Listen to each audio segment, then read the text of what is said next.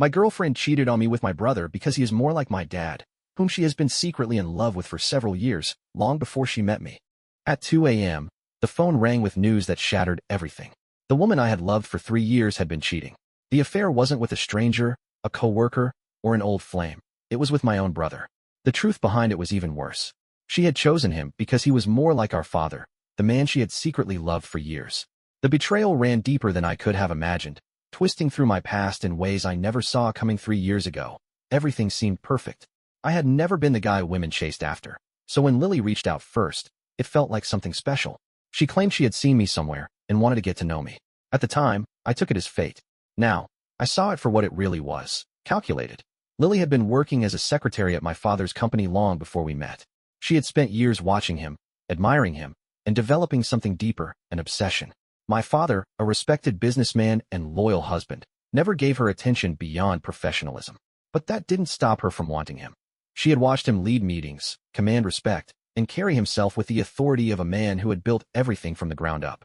She saw him as powerful, stable, and everything she could want in a man. But he was also completely unavailable. He was married, devoted, and uninterested in younger women throwing themselves at him. Lily knew she would never have him. So she did the next best thing. She asked him for my number. It should have been strange. My father wasn't in the habit of playing matchmaker, but he saw no harm in it. A nice girl taking an interest in his son seemed innocent enough. He passed my number along without a second thought, completely unaware that she wasn't interested in me for who I was, but for who I was related to. I had no idea. I was just a second choice, a substitute. When she called, I was shocked. Women never made the first move with me. She was charming, confident, and said all the right things. It felt like luck, like maybe, for once, I had been noticed for something special, but I wasn't the special one. Lily made me believe she was the perfect match. She reached out first, made the relationship feel effortless, and always showed a deep interest in my life. She wasn't just focused on me. She wanted to know everything about my family. She constantly talked about how much she admired strong family values. She asked about my parents, my childhood, and the way my father raised us. She pushed to meet them early in the relationship, more eager than any girlfriend I had before. Once she was in, she made herself at home. She bonded with my mother, but her focus was on my father.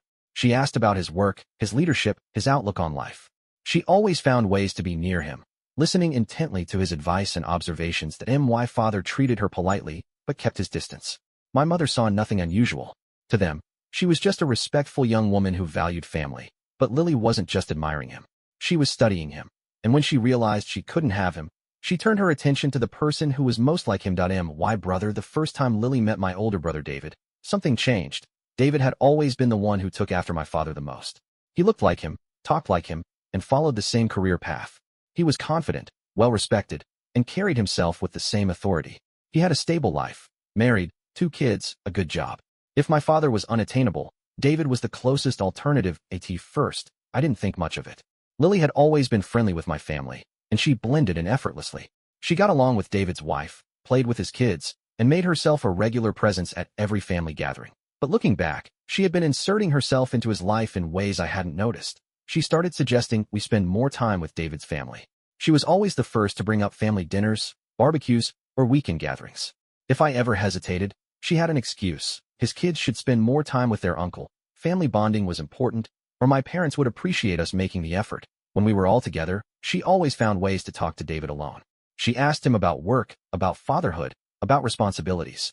She steered conversations toward my father, drawing comparisons between them. She made sure to mention how much she admired men who took care of their families, who followed in their father's footsteps, who carried on a legacy that wasn't flirting in the obvious sense. She never crossed any boundaries publicly, but she was laying the foundation for something I never saw coming. The closeness grew slowly. She texted his wife often, under the guise of maintaining a strong friendship, but it gave her an excuse to be involved in their lives. She offered to help with their kids, made herself available whenever they needed something, and positioned herself as someone they could rely on. I had no idea what was happening. I thought she was just being a good girlfriend, someone who genuinely loved my family and wanted to be part of it. I had no reason to suspect that her interest in David was anything more than familial. But by the time I realized the truth, the affair had been going on for far longer than I could stomach. Lily had spent months integrating herself into my family. She positioned herself as someone who cared about everyone, who valued relationships, and who wanted to be part of something stable. But her real goal had been David all along. I never suspected anything. She made sure of that. She had access to David's life through his wife, through family gatherings, through moments that seemed innocent on the surface. She never made it obvious, never anything that would raise suspicion, but she was always there. She became someone David could trust, someone he saw regularly, someone who listened when he talked about work stress, parenting struggles, and responsibilities that David's wife saw nothing wrong. She believed Lily was a good friend. She encouraged the closeness, thinking it was harmless. Lily would offer to babysit, help with errands, and be available whenever their family needed an extra hand at some point. The line was crossed and I didn't know when it started. It could have been weeks or months before the first time they were physically together. But the emotional connection had been there for a while. Maybe it was a lingering glance that lasted too long. A private joke they shouldn't have shared. A moment alone where neither of them pulled away when they should have. Whatever it was, it led to an affair that went undetected for months. Lily became more protective of her phone. She started being selective about when she spent time at my parents' house. She would still encourage family gatherings, but was careful about how she positioned herself around David when others were watching. If I ever asked why she seemed distant or distracted, she would blame stress, work, or exhaustion. David acted no differently. He was still the same older brother I had always known, laughing with me, talking about work, being the responsible family man everyone expected him to be. He didn't withdraw from his wife, didn't change his routine, didn't give any obvious signs. That's what made it worse. They didn't get caught because they became careless. They didn't make a mistake that exposed them. They got caught because David's wife found out. And instead of confronting him first, she called me. The call at 2 a.m. shattered everything. She had seen Lily's email open on their shared laptop. At first, she wasn't looking for anything. She had been ordering something online when she noticed the inbox filled with messages that didn't belong to her. She clicked. She found everything. Emails that were too intimate, messages that hinted at secret meetings, conversations that confirmed what had been happening behind closed doors. She confronted David that night. He didn't deny it. He confessed immediately, telling her everything. He had cheated. He had betrayed her. And the woman he had done it with was his brother's girlfriend. She was too overwhelmed to process it alone. So she called me. And in that moment, nothing in my life would ever be the same again. Lily admitted everything without hesitation. She had been in love with my father for years. She admired his authority, his confidence, the way he carried himself. She watched him every day at work, listening to the way he spoke, analyzing his every move. She wanted him, but he was loyal, married, and completely uninterested in anything beyond professionalism. When she realized she could never have him, she looked for the next best thing. She asked my father for my number, making it seem like she was just interested in meeting someone nice. He gave it to her without a second thought. She reached out to me, knowing I was the easiest connection to him.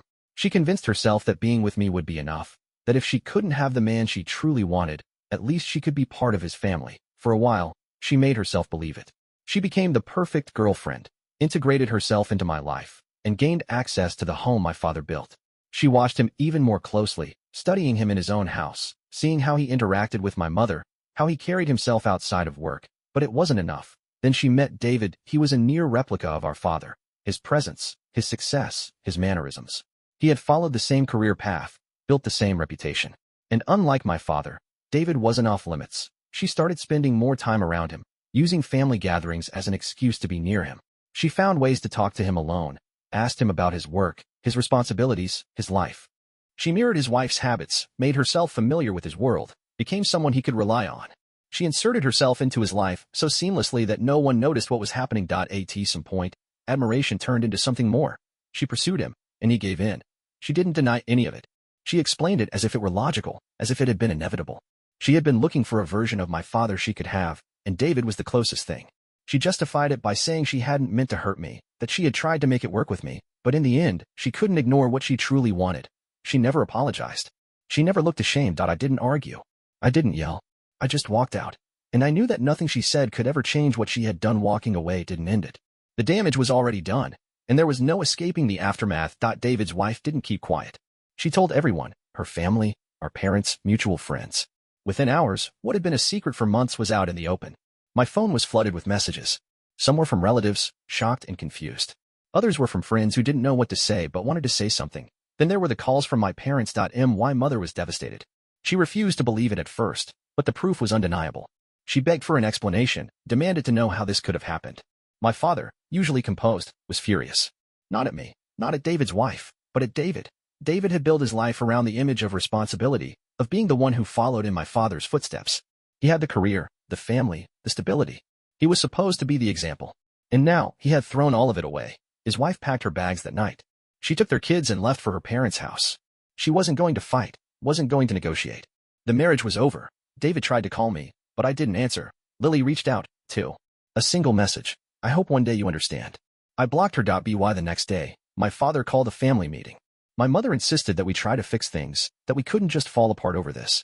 But my father wasn't interested in reconciliation. He was done with David. He didn't raise his voice. He didn't need to. He looked at his eldest son and told him that trust, once broken, wasn't something that could be repaired. He wasn't just disappointed, he was disgusted. David had nothing to say. He sat there, silent, as my father made it clear that whatever respect he had once had for him was gone. Lily wasn't there. She didn't belong in the conversation. She had no place in our family anymore. By the time I left, I knew one thing for certain: this wasn't just the end of my relationship. It was the end of the family I had known. David lost his wife. He lost his kids. And worst of all, he lost our father's respect. Lily had gotten what she wanted. But in the process, she had destroyed everything. After the family meeting, everything collapsed. My mother kept trying to reach out, insisting that David deserved a second chance, but my father had made up his mind. He stopped speaking to David entirely. David's wife filed for divorce immediately. She refused mediation, took the kids, and moved in with her parents. Any attempt David made to fix things was ignored. Lily disappeared. She quit her job at my father's company and cut ties with everyone except David. No one knew where she went, but it didn't matter. She wasn't welcome anywhere. I moved on. I changed my number, blocked anyone who tried to bring up the situation, and focused on rebuilding my life. My father and I remained close, but our family was permanently fractured. David lost everything: his marriage, his kids, his career, and my father's respect. The last thing I heard was that he had moved out of state. I never spoke to him again. This wasn't just about betrayal. It was about choices. And David and Lily had made theirs. Time passed, but nothing was the same. My parents stayed together, but my mother never stopped hoping David would be forgiven. My father refused. He acted as if David no longer existed. David's wife finalized the divorce, got full custody, and never looked back. From what I heard, she was doing well. Lily was gone. No one in my family spoke her name again. I didn't know where she was, and I didn't care. David lost everything. His marriage was over, he lost his kids, and my father never forgave him. The last I heard, he was struggling. I moved on. I built a life without them. The past no longer mattered, but sometimes, I wonder if Lily ever got what she wanted.